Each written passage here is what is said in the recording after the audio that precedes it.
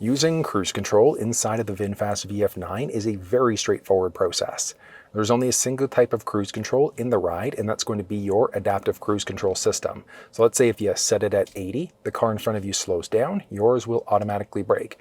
They change lanes, you change lanes, it's going to pick you back up to your previously set speed.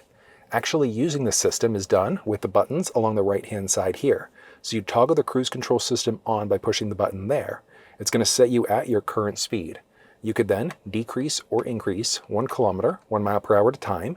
You can push and hold up or push and hold down in order to increase or decrease at larger increments. You hit the brake to cancel your speed. You can hit the cancel button in the middle to cancel your speed, and then you push again in order to resume your previously set speed. And then there's also your gap adjustment, so it's how close or far you are away from the vehicle in front of you. There are 4 unique levels that are available. So I want you to think of that like a 1 Mississippi, 2 Mississippi, essentially like a second indicator for how close or far you are away from the leading vehicle. I'm personally okay level 1 most of the time, but you might want to be on 2, 3, or 4 depending on your own comfort level.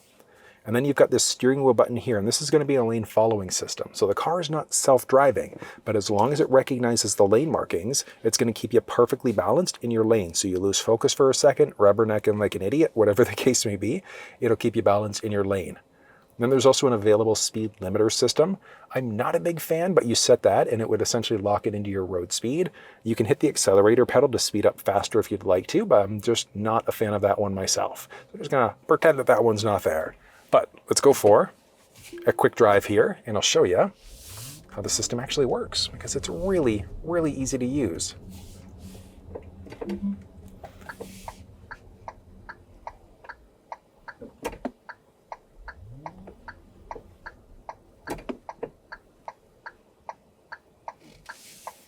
Perfect. A little bit of traffic with a red light. All right, here we go. So, pushing the button on the bottom right side in order to toggle it on at my set speed. Increase, decrease, 1 at a time. Push and hold up in order to increase at larger increments. There's your gap adjustment there with 4 unique levels. Again, think of that like a 1 Mississippi for how close or far you are away from the leading vehicle. I'm personally okay, like I said, level 1 most of the time. Now that was actually perfect. So if you're coming up to a red light and there are no cars in front of you, you actively have to brake yourself. But if there are cars in front, it'll slow you down with some stop and go capabilities. You've got that steering wheel button now. So tapping that, you can see there, it recognizes the lane markings. Oh, no worries. It says no parking, but it doesn't apply to you. There we go. So you can see here, recognize. There we go. So it's recognized the lane markings. So as long as it recognizes those lane markings, it's going to keep you perfectly balanced. Like I said, it's not a self-driving car. It's an added safety system just in case you lose focus for a brief second. But again, using the system is simple. You can toggle it on or off this way. If we cancel right now, you then push again in the middle there in order to resume your previously set speed. You can tap the brake, push that button again to resume, adjust your gap for how close or far you are away from the leading vehicle. And then you've got your steering wheel assist there, so if it recognizes the lane markings, with an available speed limiter if you don't want to necessarily go past a certain speed. I noticed something interesting with the cruise control system. When you're using the lane following system, it works great if you're using it properly. Because what you might notice is when you're gripping onto the steering wheel, if you're giving it any sort of user feedback yourself, you might notice that it slightly jerks left or right. What it's trying to do are micro corrections to get you perfectly balanced in between your lane.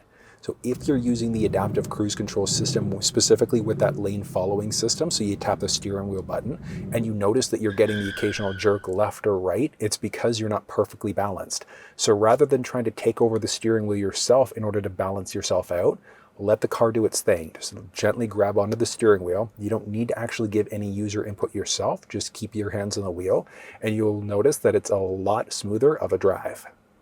But if you want full walkthroughs, so you want to know how to use all the different steering wheel buttons, go through the head-up display, the infotainment, or even the cluster part of the infotainment system, you'll find walkthroughs down in the description of the video.